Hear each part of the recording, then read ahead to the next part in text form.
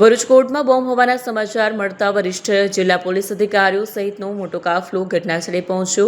પરિસ્થિતિની ગંભીરતાને ધ્યાનમાં રાખીને બોમ્બ ડિસ્પોઝલ સ્ક્વોડ અને ડોગ સ્ક્વોડને તાત્કાલિક બોલાવવામાં આવી। સુરક્ષા એજન્સીઓએ કોર્ટના દરેક ખૂણામાં વ્યાપક તપાસ હાથ ધરી। લાંબી તપાસ અને પોલીસ સતર્કતા પછી આખરે એવું નક્કી થયું કે આ કોઈ વાસ્તવિક ઘટના નથી, પરંતુ કટોકટીની પરિસ્થિતિઓનો સામનો કરવા માટે પોલીસ વિભાગ દ્વારા હાથ ધરવામાં આવેલી મોક ડ્રીલ હતી। તપાસ પૂર્ણ થયા પછી કોર્ટ સંકુલમાં હાજર જનતા અને વકીલોએ રાહતનો શ્વાસ લીધો, કારણ કે પોલીસે આ પ્રક્રિયાને મોક ડ્રીલ જાહેર કરી। આ સફળ પોલીસ મોક ડ્રીલે સુરક્ષા એજન્સીઓની તૈયારી અને પ્રતિભાવ સામેનું પરીક્ષણ કર્યું હતું। કેટલીક વખતે કોઈ સરકારી બિલ્ડિંગોને ઉડાવી દેવા માટે ઈમેલથી કે ટેલિફોનિક દ્વારા વિસ્ફોટક પદાર્થથી ઉડાવી દેવાની નનામી ધમકીઓ મળતી હોય છે।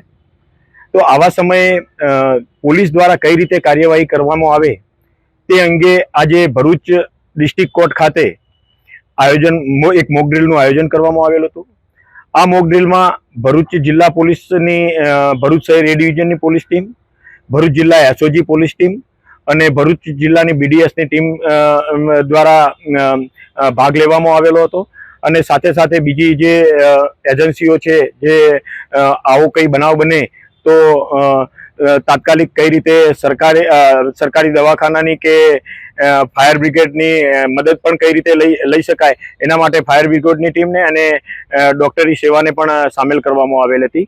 આ મોક ડ્રીલ દરમિયાન કોઈ પ્રજામાં કોઈ ભયનું વાતાવરણ ના ફેલાય, કોઈ અવ્યવસ્થા ના સર્જાય, એ માટે પોલીસે કઈ રીતે કામ કરવું એની એક ડ્રીલ કરવામાં આવેલી હતી। જે ડ્રીલ આજે એક સફળતાપૂર્વક ભરૂચ પોલીસ દ્વારા અને જે એમાં બીજી એજન્સીઓને જે સાથ સહકાર લેવાનો હોય છે એ તમામ એજન્સીઓ અને તમામ સિસ્ટમ દ્વારા એક સફળતાપૂર્વક આ ડ્રીલને પાર પાડવામાં આવેલી હતી।